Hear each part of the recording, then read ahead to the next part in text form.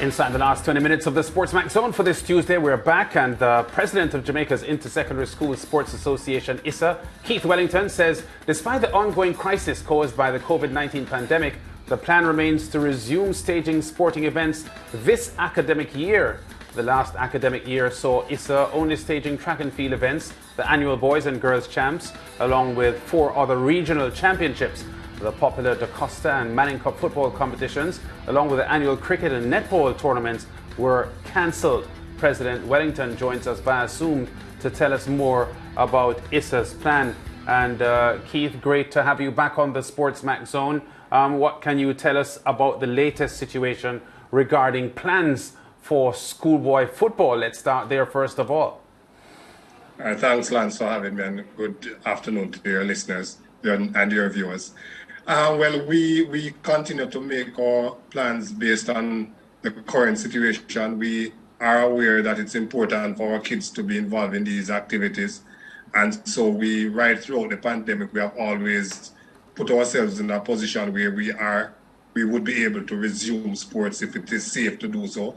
Where we are now as it relates to schoolboy football is that we have identified an early November start date as a possible date for us to start if things are to improve in terms of the spread of the COVID virus. So we are at the point now where we are continuing to engage our stakeholders.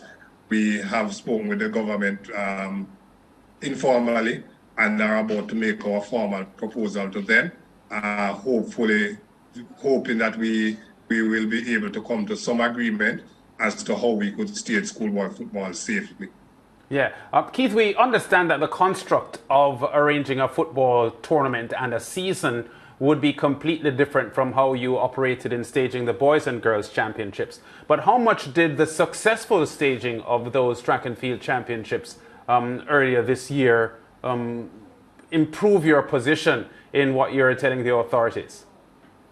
Well, I think it went some way. I think first of all, the commitment that was shown by all our stakeholders, sponsors, our media partners, the coaches, the athletes, and the fact that I think the results from the championships in terms of on the track and off, in terms of how it was organized, gave us some credit that we are willing to use now.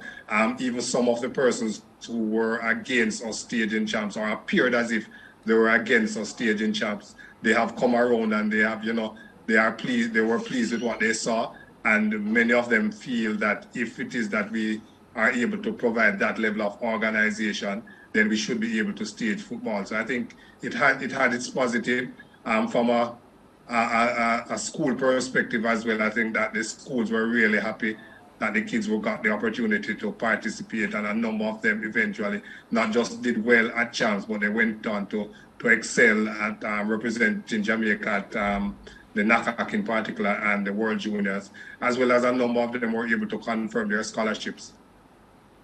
Keith, is it true that the deadline to register is this Friday?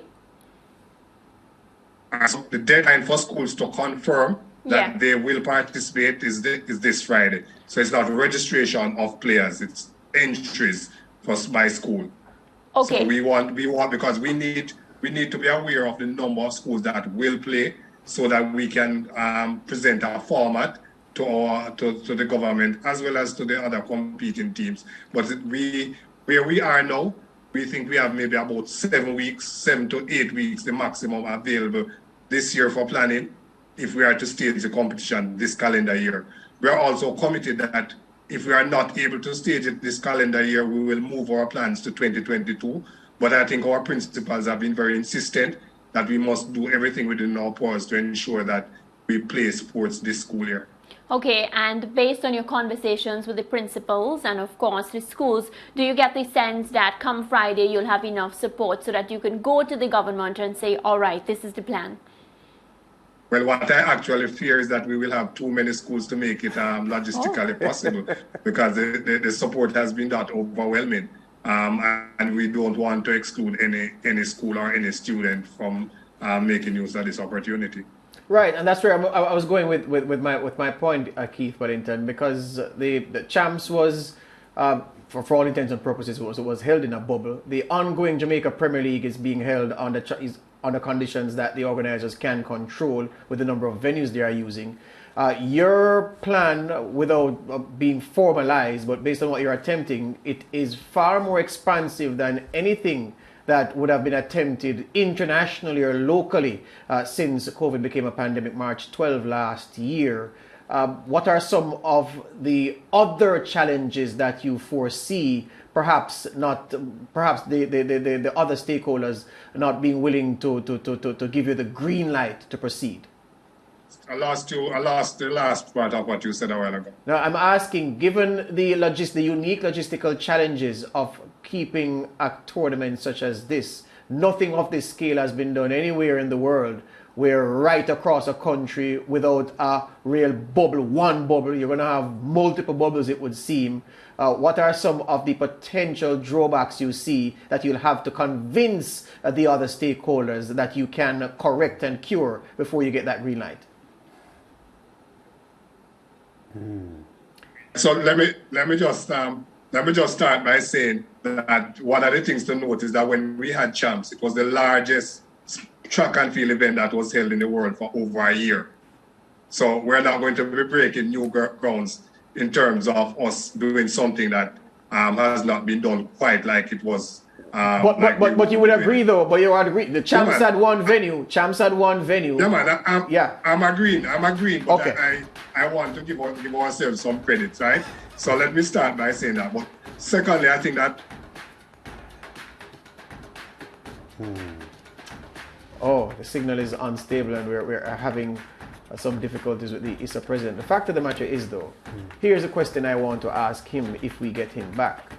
Will the school principals who make up ISSA... Oh, he's back with us. Yeah. Keith, can you finish up that answer you were giving to us? You were saying, giving yourself credit for pulling off champs on a scale that hadn't been attempted before, and you're saying that, you have the formula that you can apply to the football as well. Not well. What I would like to say is that for football, and we are doing football rather than netball or basketball for this particular reason. For football, most, if not all, the schools go into a sort of a camp or a bubble situation where the kids are isolated from the general population for extended periods of time. So there are some schools that would have been in camp for 2 months now, where the kids are not necessarily interfacing with the general public. And I think that is a positive that we think will help us. We also have the current situation where vaccines are now being offered to our school-age kids, which makes the risk a little bit different for them. And so we believe that those two particular circumstances will allow for us to favorably be considered, for our proposal to be favorably considered. We are also looking at ensuring that the venues that we use are going to be secure in terms of not allowing any and anyone to be inside those venues, but also having safety measures to facilitate the normal protocols that we have become used to where COVID is concerned. So the wearing a mask, the physical distancing, the hand washing and all of those things. We're going to come back to the COVID in a minute, but let me get it straight. Even though the plan is still being worked on, will you have, I'm going to call them vaccine captains by parish? So depending on the number of teams you have in your two competitions, the Costa Cup and Manning Cup, and the distribution of these schools across the island, will you have a person or a team in charge of situation and the COVID situation parish by parish, or will you centralize the management of those bubbles from Kingston? All right, so we will start with team by team, right, in terms of persons responsible for reporting what is happening inside the camps, giving reports in terms of temperature checks, ensuring that the usual, what do they call it now? There's a document that each school will be allowed, a monitoring document that each school will have to use to report frequently. Then we will have, like you call it a vaccine captain, or I'm not sure, a COVID captain. We will have persons responsible for clusters of teams to ensure that things like the transportation arrangements, if they are staying inside of a dorm, the arrangements there is in place and all of that. So we have worked out all of that already, and we'll be presenting that as a part of our proposal. In concert with your local health department in the various parishes?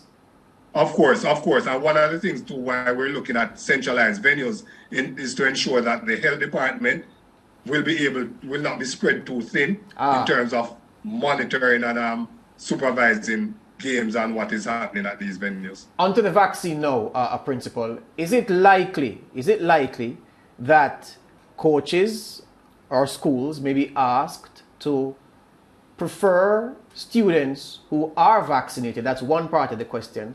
The other part is, will you and your fellow principals now step up the vaccine advocacy among students, trying to convince them through their parents, of course, that they need to take this thing for the competition to be a success? Will that take on added importance and significance? The two-part question. All right, so we want to recognize the fact that there's still a right to choice for every individual, and in particular our students whose usually the choice lies with their parents. We want to recognize that. However, based on where we are as a country and what has been happening, our position has been that as principals, and not just for sports, we are encouraging our student population to be vaccinated.